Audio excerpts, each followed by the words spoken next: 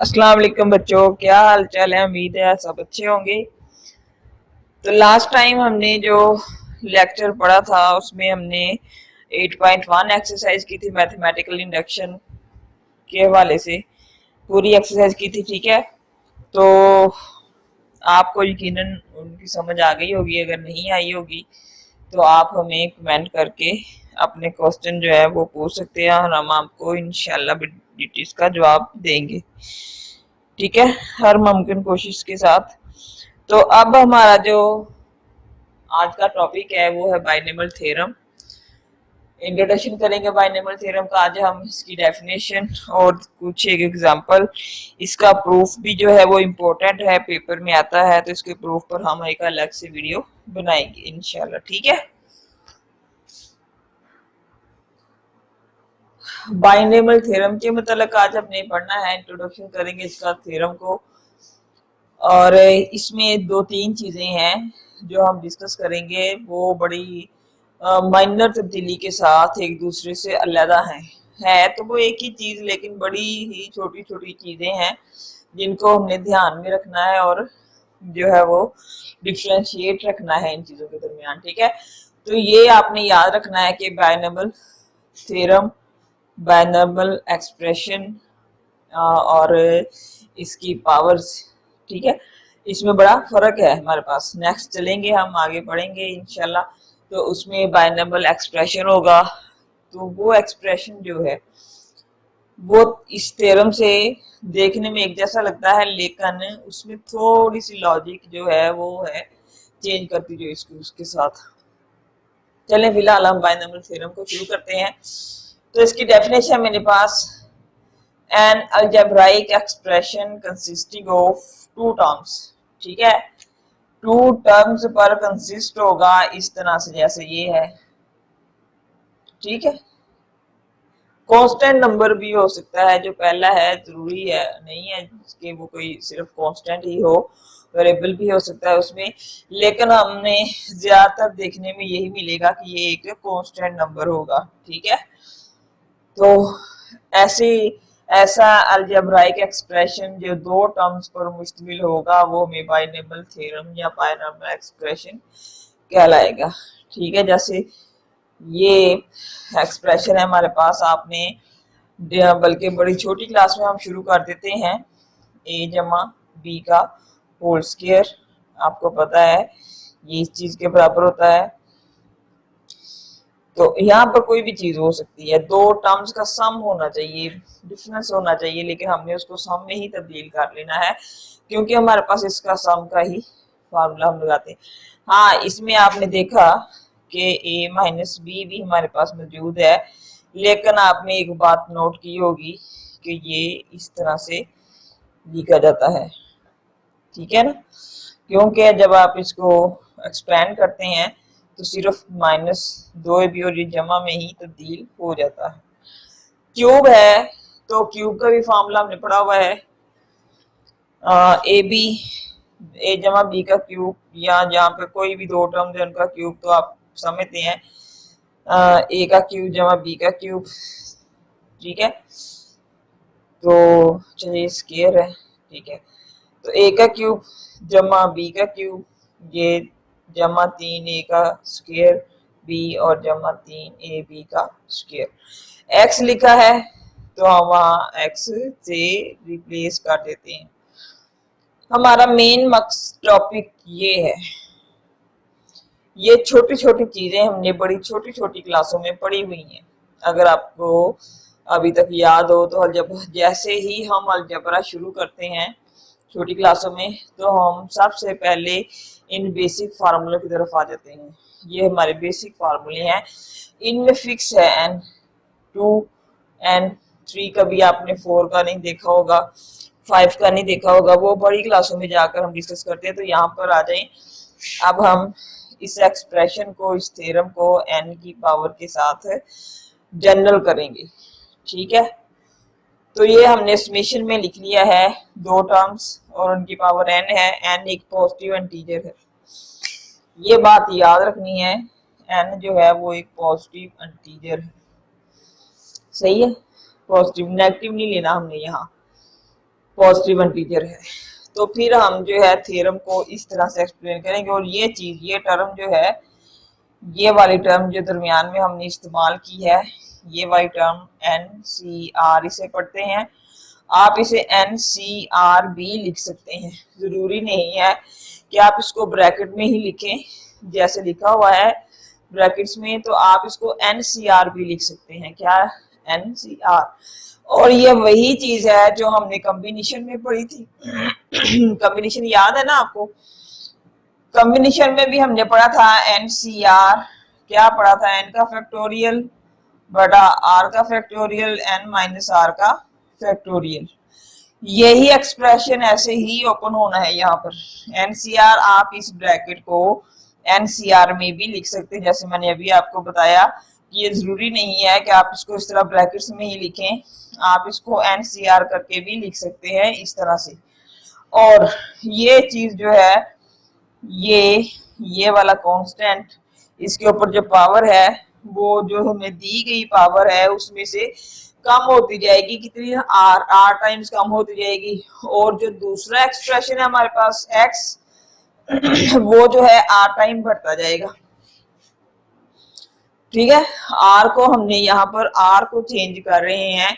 यहाँ पर जो चीज वेरिएट हो रही है वो r है। NCR में हम क्या करते थे? n हमें दिया जाता था, r हमें दे दिया जाता था, मतलब कि हमने n में से उतने r चूज करके उसका कॉम्बिनेशन बनाना होता था। अब यहाँ पर क्या मसला है कि हमने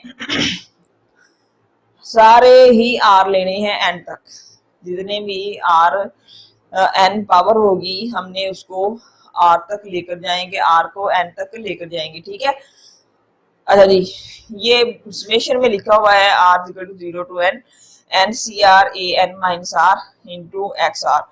इसलिए ज्यादातर लोग जो हैं वो ये कहते हैं इस a की जगह पर 1 होना चाहिए। नहीं, तो ये एक थ्योरम है, बाई नंबर थ्योरम है। जब हम इसकी दूसरी बात करेंगे, इसका एक दूसरा पार्ट है वो डिस्कस करेंगे, तो उसमें 1 आएगा a की जगह पर, वो हमेशा 1 रहेगा। उसको अगर फर्ज करें क्वेश्चन है उसमें 1 नहीं आता तो आप उसको 1 बनाएंगे। ठीक है ना, कॉमन लेकर बनाएं, डिवाइड करके बनाएं, जैसे भी आप उसको 1 बनाना पड़ेगा आपको। लेकिन यहाँ पर हमें जरूरत नहीं है क्योंकि ये बाइनोमियल थ्योरम है, इसमें कोई ऐसी बात नहीं है। इसमें NCR है, पावर्स जो है वो डिक्रीज होती जाएंगी तदरीज और n तक पहुंच जाएंगी, दोनों टर्म्स का प्रोडक्ट होता रहेगा। तो ये आप बड़ी छोटी वैल्यू लेकर रहने की देख सकते हैं कि हमारे पास ये वाला एक्सप्रेशन आ जाएगा। ठीक है, डेफिनेशन बहुत आसान है। As algebraic an algebraic expression consisting of two terms such as, ठीक है, ये हमारे पास बाइनोमियल थ्योरम कहलाता है। ये जो एक्सप्रेशन है हमारे पास a जमा x के ऊपर n है और समेशन r 0 से n NCR और a के ऊपर n माइनस r x, इसको खोलते हैं थोड़ा 2-3 टर्म्स तक। तो n को आप रखेंगे, n ही रहेगा 0 a n, r जो है वो 0 है, डॉट x की पावर 0 माइनस 0 प्लस फिर n1 NCR जो है r जो है वो 1 हो गया है, an माइनस 1 और x के ऊपर 1। ठीक है, इसी तरह हम इसको खोलते जाएंगे, n हमारे पास यहाँ पर आ जाएगा 2 an माइनस 2 x की पावर 2। ठीक है, तो इसी तरह हम चलते जाएंगे तो हम पहुंच जाएंगे n r माइनस 1 तक और a के ऊपर भी पावर हो जाएगी n माइनस r माइनस 1 और x के ऊपर भी r माइनस 1। फिर ये NCR, अब ये r जो है ना r n के बराबर हो जाएगा हमारे पास, यहाँ पर nr और ए के ऊपर n minus R X R, ये टर्म खत्म हो जाएगी, n के बराबर आ जाएगा आर n और एक्स n। मकसद ये है, ये क्वेश्चन यहाँ पर खत्म होना है, इसने ये जो आर है इसने n बन जाना है। यहाँ पे देखें आप, ये इसकी पावर डिक्रीज होती जानी है, इसकी पावर इंक्रीज होती जानी है, इंक्रीज होते होते एंड तक पहुंच जानी है और ए की डिक्रीज होते होते 0 तक आ जानी है। ठीक है, वही फार्मूला हम खोलेंगे एनसीआर का, जैसे हमने कॉम्बिनेशन वाले फार्मूले खोले थे। ठीक है, ये बायनेबल थ्योरम, इसको हमने प्रूव भी करना है, मैथमेटिकल इंडक्शन के जरिए प्रूव करेंगे। ठीक है, और उसकी हम एक अलग से वीडियो बनाएंगे पूरे थ्योरम की। तो यहाँ तक हमारा इंट्रोडक्शन इसका खत्म है, इसके हम एग्जांपल करेंगे और फिर हम इसकी एक्सरसाइज शुरू करेंगे। और एक्सरसाइज शुरू करने से पहले बायनेबल थ्योरम का एक और रूप है, वो देखेंगे कैसा है, किस तरह का है, उसको हल करेंगे। ठीक है, चलें जी, ओके जी, इंशाल्लाह आपको इसकी समझ आ जाएगी। अगर नहीं आएगी तो आप हमसे जो है वो कमेंट करके पूछ सकते हैं अपने मसले, और हम इंशाल्लाह आपको पूरी कोशिश करके बताएंगे। अच्छा जी, अब बायनॉमियल थ्योरम, लास्ट वीडियो में हमने बायनॉमियल थ्योरम का इंट्रोडक्शन पढ़ा था। अब हम एग्जांपल करेंगे, इसकी एक एग्जांपल है जिसमें हम जनरल टर्म्स को डिफाइन करेंगे। ठीक है, ये जो हमने लिखा है T R plus one is equal to N C R A N minus R और एक्स आर। अच्छा जी, ये हमारे पास, अगर आप बायनॉमियल थ्योरम आपको याद हो, अभी हमने पीछे किया था, तो उसमें भी ये ही चीज लिखी गई थी, लेकिन ये टी आर प्लस वन जो है, ये चीज जो जनरल टर्म को शो करती है। ठीक है, यहाँ पर अगर हमने टर्म्स निकालनी हो ना, टर्म्स निकालनी हो कि ये पहली टर्म, दूसरी टर्म या चौथी टर्म, तो फिर हम ये फार्मूला इस्तेमाल करते हुए निकाल सकते हैं। यहाँ एक क्वेश्चन है, इसको एक्सपेंड करना है और इसकी जनरल टर्म फाइंड आउट करनी है।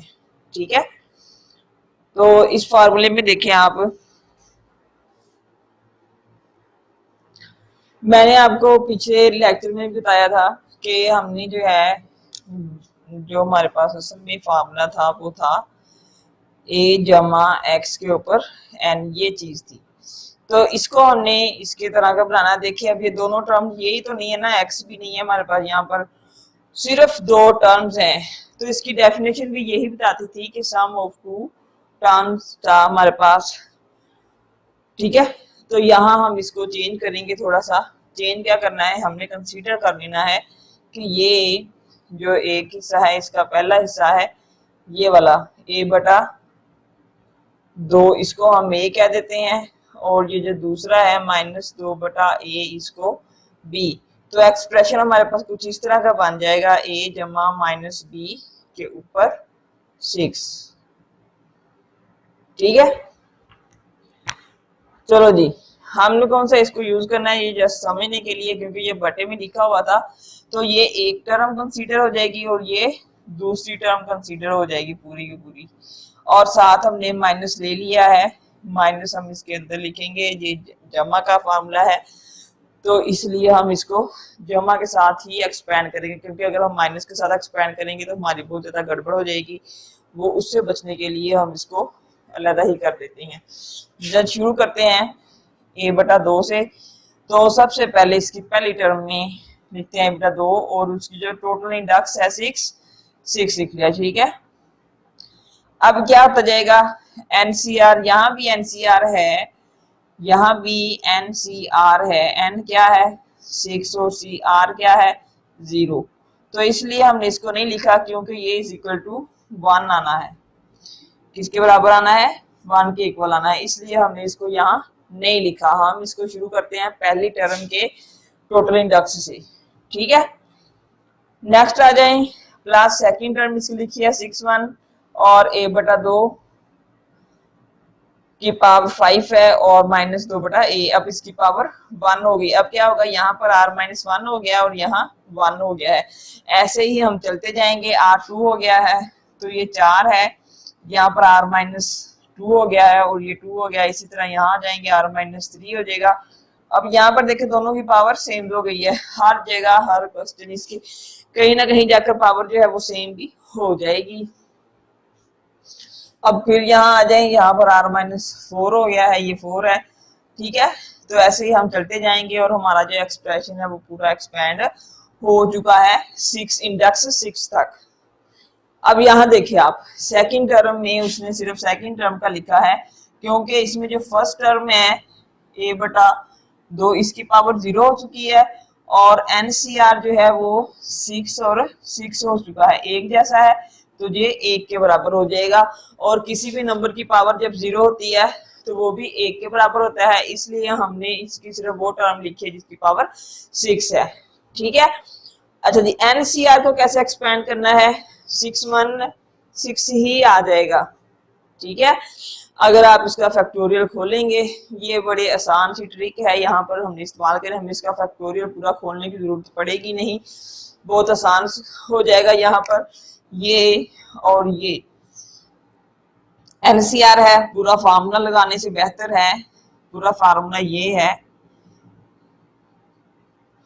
ये लगाने से बेहतर है कि हम इसको जो है वो ये ऊपर 6 है तो खाली 6 फैक्टोरियल सब खत्म हो चुका है। अगर मैं इसको खोल भी लूँ तो आप चेक कर सकते 6 का फैक्टोरियल, तो नीचे 1 है, 1 का फैक्टोरियल और 1 का फैक्टोरियल 1 होता है, ये 5 का फैक्टोरियल हो जाएगा। यहाँ मैं इसको एक्सपेंड कर दूं तो 5 का फैक्टोरियल 5 से कट जाएगा, सिर्फ 6 बच गया है, तो इसलिए हमने 6 लिख दिया। अब जैसे जैसे भरते जाएंगे इसका फैक्टोरियल ऑटोमेटिक ओपन होता जाएगा। चलें जी, अब हम सेकंड टर्म में आ जाते हैं यहाँ पर, तो 6.5 और 2.1 आ जाएगा। हम थर्ड टर्म में आ जाते हैं 6.5.4 2 1 आ जाएगा।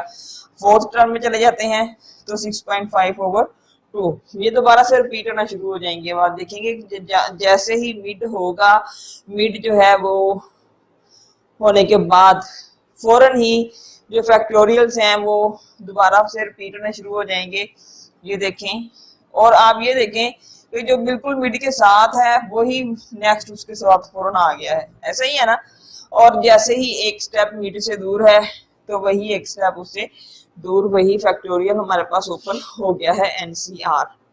समझ आई? चलें जी, इसमें से कोई भी आपको शक शुबहात हो आप हमें कमेंट में पूछ सकते हैं, ठीक है। ये अब एक्सपेंड कर दिया हमने, इसके आपको ज्यादा से ज्यादा सिर्फ प्रैक्टिस की जरूरत है और इसमें कुछ भी नहीं, कैलकुलेशन आपकी दुरुस्त हो जाएंगी तो क्वेश्चन भी आपका दुरुस्त हो जाएगा। क्योंकि एक फार्मूला एक्सपेंड करना कितना मुश्किल हो सकता है, कोई मुश्किल नहीं होता। फार्मूला एक्सपेंड करना सबसे ज्यादा आसान काम है, एक फार्मूले को किसी भी जगह पर अप्लाई करना, ठीक है। तो इसकी सिर्फ कैलकुलेशन पे आपने ध्यान देना है। अच्छा, यहाँ पर जो है वो काट कटा हुए हैं बहुत ज्यादा, ये तो वैसे के वैसे ही आ जाएगी, 3/8 आ गया है, क्योंकि ये जो है वो आपस में कट गए हैं 32 और 6, और फिर ये 2 भी था थोड़ा सा।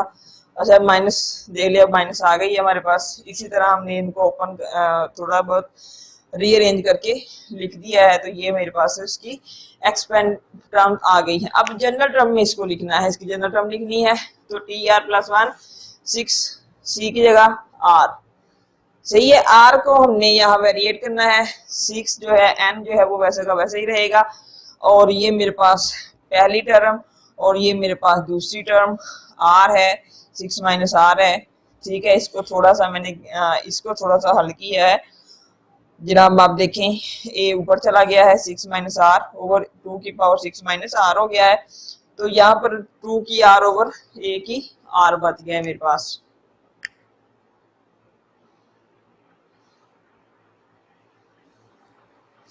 यहाँ हमने इस टर्म को अलग-अलग ऊपर नीचे कर दिया और माइनस को अलग कर लिया, और यहाँ भी हमने 6 - R अलग लिख लिया और इसको भी। अब हम सॉल्व कर लेंगे, ये 2 है तो ये 2 के साथ काम करेगा और ये A है तो ये A के साथ करेगा, ठीक है। ऊपर नीचे चली जाएगी पावरें, आपको पता है, ये नीचे आएगी माइनस हो जाएगी, ये ऊपर जाएगी माइनस हो जाएगी, और ये 2R हो जाएगा। और ये इसकी जनरल टर्म है, इसको हम आपने जो भी टर्म हासिल करनी है वो R को पुट कर दे। जैसे कि आपने इसमें से थर्ड टर्म हासिल करनी है, थर्ड टर्म, तो आर को 2 पुट कर दें, थर्ड टर्म आ जाएगी। देख लें आप, हमने थर्ड टर्म ये है, ये नजर आ रही है ना, ये वाली थर्ड टर्म है मेरे पास। आप यहाँ पर आर को 2 रखें, फिर ये 3 बनेगा ना, 3 आ जाएगा।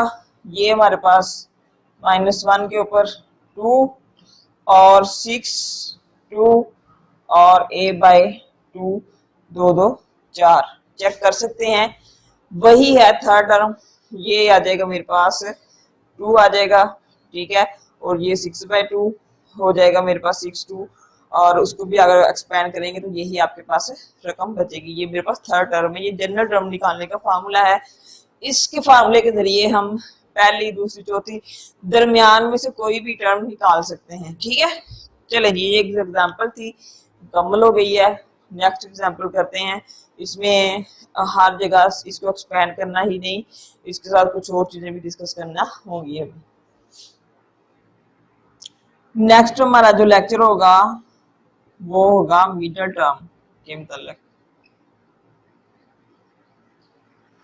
टर्म ऑफ बाइनॉमियल थ्योरम, ठीक है। बाइनॉमियल थ्योरम की मिडल टर्म्स के मतलब होगा, इसमें हमने एक्सपेंड जो करना, जैसे हम ये अभी हमने जनरल टर्म जो थी TR+1 को डिस्कस किया था, तो इसी तरह हम इसकी मिडल टर्म करेंगे। एक्सपेंशन हमारे पास होगा की पावर n इसके मिडल टर्म, ठीक है।